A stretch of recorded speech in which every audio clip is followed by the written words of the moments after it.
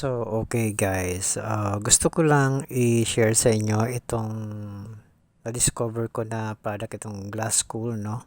Ito yung simpleng ipapatak nyo lang sa side mirror ng motor ninyo and also sa helmet din, okay?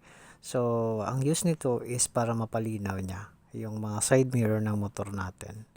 Kita nyo naman yung resulta. Yan guys, ayan. So, disclaimer lang na hindi ito sponsor ng Glasscool tsaka ng Honda na nakita nyo yung logo, no? So, yan. So, gusto ko lang i-share sa inyo yung experience ko sa product na to na makakatulong talaga, lalo sa mga nagmumotor dyan na katulad ko. Okay? So, ayan. Kita nyo naman kung gaano ka clear, no? Ayan. Ang kagandahan nito guys, ang isa sa nagustuhan ko dito is napakamura lang.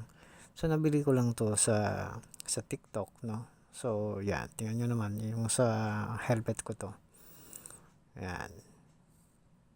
Yan, kita ninyo. Kung gaano siya kalinaw. Malabo na yung helmet na yan kasi luma na. So, ngayon, tingnan nyo kung gaano siya kalinaw. So, malaking tulong talaga.